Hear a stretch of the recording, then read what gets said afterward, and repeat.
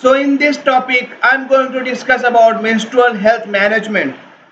So menstrual hygiene management is defined as women and adolescent girls using a clean menstrual management material to absorb or collect blood that can be changed in privacy as often as necessary for the duration of the menstruation period, using soap and water for washing the body as required, and having access to facilities to dispose of used menstrual management materials.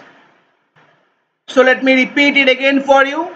Menstrual hygiene management is defined as women and adolescent girls using a clean menstrual management material to absorb or collect blood that can be changed in privacy as often as necessary for the duration of the menstrual period, using soap and water for washing the body as required, and having access to facilities to dispose of used menstrual management materials. Now let us discuss about menstrual health management in India. So the silence around menstrual hygiene management in India may finally be broken at many levels as Swachh Bharat Abhiyan's effort come to the forefront and waste management becomes the next key area of focus and toilet building. So the silence or stigma around menstrual hygiene management in India may finally be broken due to Swachh Bharat Abhiyan's effect comes to the front and waste management becomes the next key area of focus after toilet building. From citizens coming up with eco-friendly alternatives to sanitary napkins to some municipal bodies introducing safe sanitary disposal options and awareness drives on menstrual hygiene to protest against government's goods and services tax on pads that even had many celebrities being vocal about their objection to the tax that curtails access to a basic necessity for women. 2017 did see the so far taboo topic hit headlines on many occasions and rightly so. 88% of menstruation women in India do not have the access to sanitary products during their period. Majority of the menstruating women, especially in rural areas, prefer using reusable unhygienic cloth, sand rags, newspaper, etc. as sanitary napkins are expensive. See the grave situation. See the criticality of the situation that women in rural areas are using unhygienic cloth, sand, rags, newspaper, etc. as sanitary napkins are expensive. All these materials can lead to bacterial infection and the risk of suffering from pelvic inflammatory diseases become higher. So using these diseases like unhygienic cloth, sand rags, newspaper, etc. can lead to bacterial infection and the risk of suffering from pelvic inflammatory disease becomes higher in women.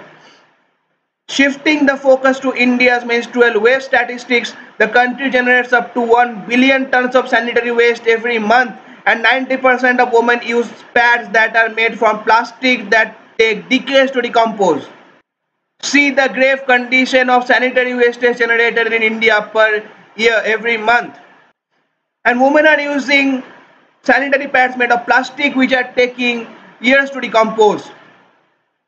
Like other garbage, cases of sanitary napkins getting clogged in sewer are also recorded, and since these pads are designed to absorb liquid, they expand making it hard for the workers to remove it. The disposal methods are also unpresent as the sanitary waste is mixed with other kinds of garbage in urban areas. Rural parts also have their own shares of disposal problems. Now we will discuss about how government authorities are gearing up for the sanitary revolution.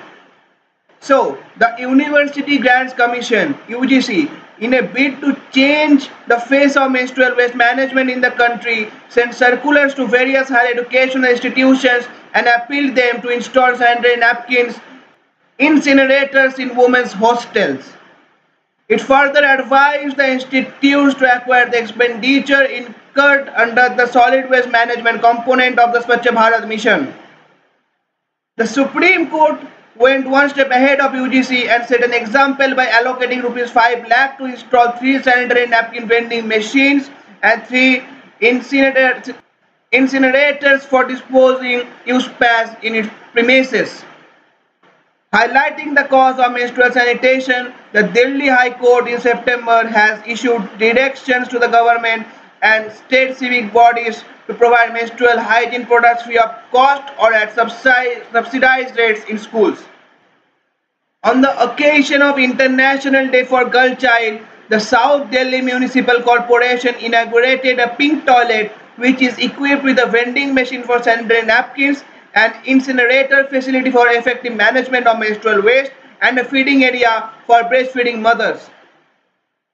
On Children's Day, the Kerala government this year launched a ShePad scheme in the 300 schools of the state to ensure menstrual hygiene among the girls studying in classes 6 to 12.